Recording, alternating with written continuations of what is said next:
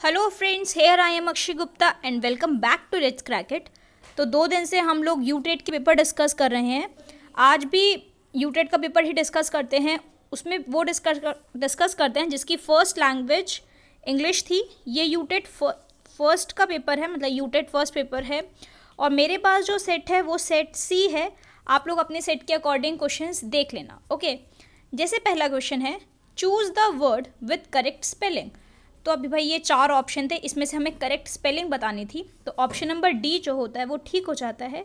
Caribbean की spelling बिल्कुल ठीक लिखी हुई है, ओके। नेक्स्ट क्वेश्चन लिखा हुआ है, select the word nearest in meaning to the underline part.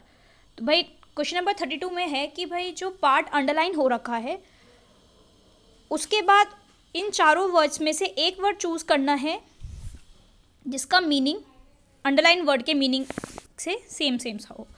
तो the rain has brought respite to the people. तो रेन जो है वो खुशखबरी लेकर आई है। रेस्पाइट का मतलब होता है रिलीफ। तो ऑप्शन नंबर सी जो होता है 32 का वो हमारा ठीक हो जाता है। नेक्स्ट है, choose the correct pronoun reflexive to complete the sentence. अब हमें प्रोनाउन रिफ्लेक्सिव में यूज़ करनी है। We don't have an electrician, we can fix the light by. हमारे पास इलेक्ट्रीशियन नहीं है, हम लोग कैसे लाइट फिक्स कर सकते हैं? By ourselves. मतलब ऑप्शन नंबर डी जो होता है वो बिल्कुल ठीक हो जाता है। नेक्स्ट है, चूज द करेक्ट ऑक्सिलरी या modal verb out of the given alternatives. अब ये जो 4 दी हुई हैं इसमें से ऑक्सिलरी या मॉडल वर्ब चूज करनी है हमें। जैसे है and dash eat 5 slices of pizza in just 1 meal. तो यहाँ पर क्या आना चाहिए? यहाँ पर आएगा कैन। 34 का डी पार्ट बिल्कुल ठीक हो जाता है। नेक्स्ट है, I know how to do my work, she dash help me. मुझे पता है मुझे मेरा काम कैसे करना है। She doesn't have to help me. Option number D जो होता है वो बिल्कुल ठीक हो जाता है। नेक्स्ट है 36 क्वेश्चन की तरफ चलते हैं। 36 में क्या लिखा हुआ है भाई? Select the most appropriate word in to fill in the blanks in the given sentence. अब ये जो 4 ऑप्शन है इन 4 ऑप्शन में छांटना है या चूज़ करना है कि यहाँ पर क्या ऑप्शन आएगा। It would be unwise to dash the plan at this stage. ये बहुत गलत होगा अगर हम इस टाइम पर प्लान को कैंसिल करते हैं। तो 36 का ऑप्शन नंबर बी बिल्कुल ठीक हो जाता है, अबेंडन। नेक्स्ट है, in the following questions select the most suitable option for indirect narration. तो एक क्वेश्चन दिया हुआ है, उसके बाद हमें इनडायरेक्ट में बताना है कि हम इनडायरेक्ट नरेशन कैसे कर सकते हैं। I said to him why are you working so hard. तो ये भाई ये डायरेक्ट स्पीच में है, अब हम लोग को इनडायरेक्ट में कन्वर्ट करना है। क्वेश्चन था I said to him why are you working so hard. तो इसका ऑप्शन नंबर बी जो होगा वो ठीक हो जाएगा। I asked him why he was working so hard, okay. Next है, he said to her what a cold day. अब आप देख पा रहे होंगे कोल्ड डे के बाद एक एक्सक्लेमेशन मार्क लिखा है, तो इसमें एक्सक्लेमेटेड आएगा ही आएगा, है ना। तो he exclamated that it was a very cold day. तो ऑप्शन नंबर डी जो होता है वो ठीक हो जाता है 38 का। नेक्स्ट है question number 39 to 43। Read the passage given below and answer the questions that follow by selecting the most appropriate option. तो भाई 39 से 43 तक हम जो क्वेश्चंस होंगे वो एक पैराग्राफ पर बेस्ड होंगे। पैराग्राफ है कुछ कि बर्ड्स का है, सेंचुरी क्रेन्स आ रही हैं, Siberian cranes comes to the bird sanctuary of Bharatpur. ये कुछ पूरा पैराग्राफ है, ओके। अब आप देख सकते हैं कितना बड़ा ये पैराग्राफ है, इसको पूरा पढ़ना है और फिर आंसर्स करने हैं। आंसर्स देखते हैं डायरेक्ट या क्वेश्चन देखते हैं। Question number 39, when do the Siberian cranes come to Bharatpur sanctuary. तो साइबेरियन क्रेन्स कब आती है भरतपुर सेंचुरी में? Option number C, in the beginning of winter, okay. Next है,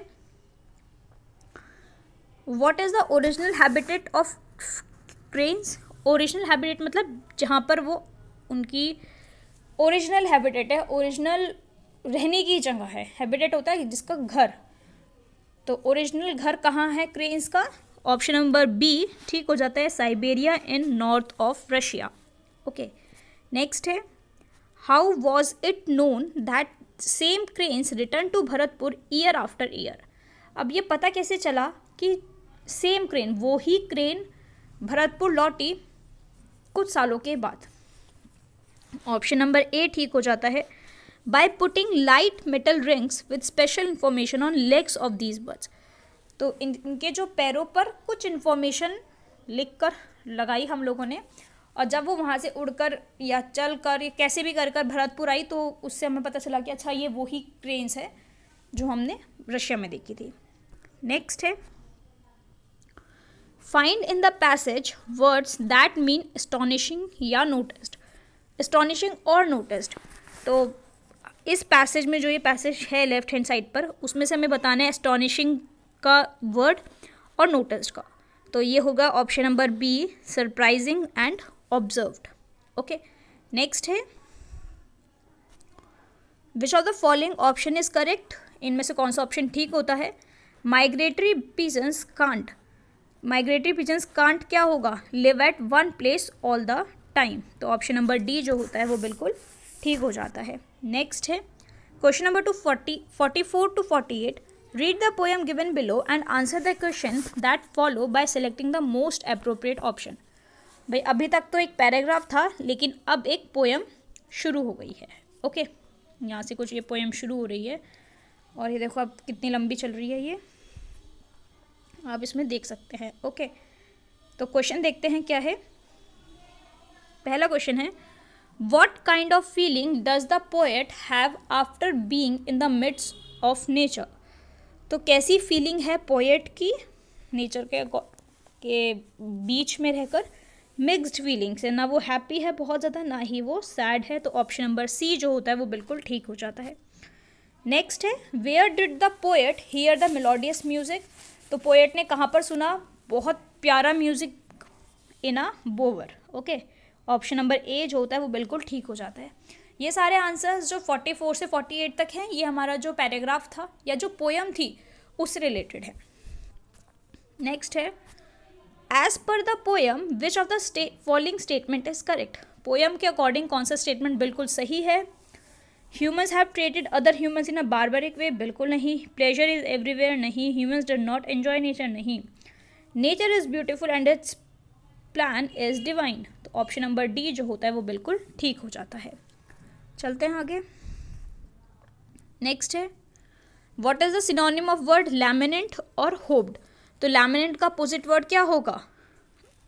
सिनोनिम ढूंढना में, सॉरी, सिनोनिम होता है पर्यायवाची।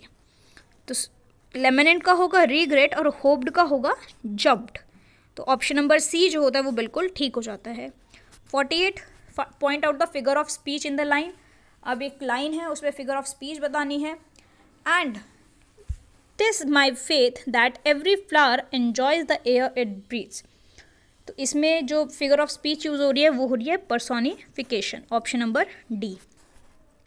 नेक्स्ट है, language acquisition occurs only when. Language acquisition कब आती है? जब बच्चा लैंग्वेज अब्जॉर्ब करता है विदाउट कॉन्शियस अटेंशन। मतलब जो हमारी मदर लैंग्वेज होती है जिसको बोलते हैं मातृभाषा, वो हमें किसी ने सिखाई थोड़ी ना है। जो हमारे पेरेंट्स बोलते हैं उनको देख देख कर हम लोग सीख जाते हैं। नेक्स्ट है, interactive learning is. Interactive learning कब होगी?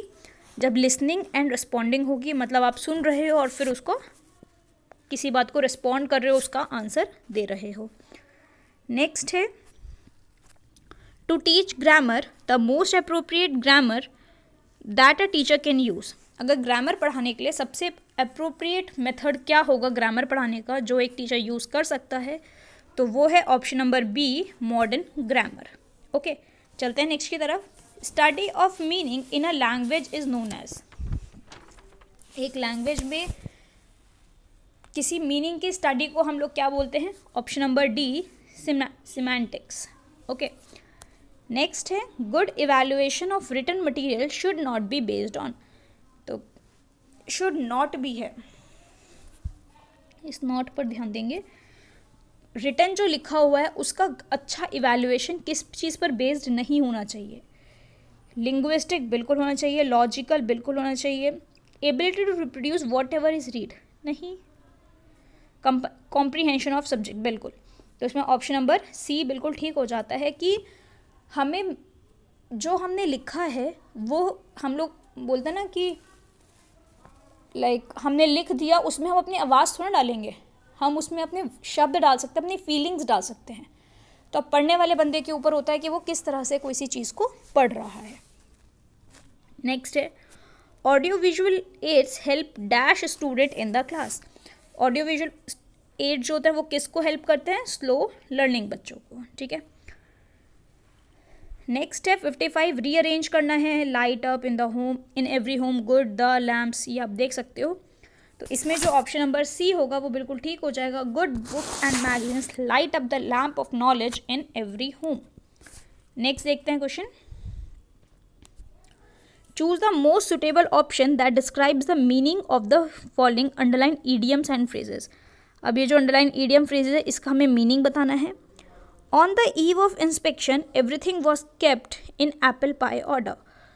तो 56 का आंसर जो होगा वो डी हो जाएगा, इन परफेक्ट ऑर्डर। इंस्पेक्शन के टाइम पर सब चीज़ बिल्कुल ठीक ढंग से रखी हुई थी। नेक्स्ट है एंटोनिम बताना है अंडरलाइन वर्ड का। एंटोनिम मतलब होता है विलोम शब्द। Excessive praise has the same impact as too many intrinsic rewards. तो इंट्रिंसिक होता है बहुत भार का, भारी, और इनहेरेंट होता है जो बिल्कुल हमारे अंदर कोई चीज़ें हैं या हाँ हमारे अंदर ही जो चीज़ें हैं। ओके, नेक्स्ट हमें कंजक्शन भरना था। I was tired dash I manage to finish the work. Although होगा आई वॉज टायर्ड, मैं थका हुआ था लेकिन फिर भी मैंने काम ख़त्म करा। नेक्स्ट है अब एक वर्ड बताना है। A person that who Yeats too much, एक इंसान जो बहुत खाता है, guillotine. Choose the word with correct spelling, incorrect spelling sorry. तो अब हम बताने कि इसमें इनकरेक्ट स्पेलिंग किसकी है। एकोमोडेट सही है। बिजार, चौफर, मेरे हिसाब से चौफर है। फ्लोरेसेंट की भी बिल्कुल ठीक है। तो 60 का ऑप्शन नंबर सी गलत हो जाता है। ओके, वीडियो पसंद आई हो तो वीडियो को लाइक करके शेयर करना ना भूलें अपने दोस्तों के साथ, ताकि नंबर पता चले कितने नंबर आ रहे हैं। कमेंट सेक्शन में कमेंट करके बताइए कि कितने क्वेश्चन आपके ठीक हो रहे हैं और किन किन क्वेश्चंस में आंसर्स डाउट हो रहा है कि भाई इसका आंसर ये होना चाहिए, ये होना चाहिए। ओके, नेक्स्ट वीडियो जो आएगी वो संस्कृत की आएगी। द्वितीय भाषा जिसकी संस्कृत थी पहले पेपर में, उसकी वीडियो, और उसके बाद हिंदी लेंगे। Okay, so thank you guys, keep supporting.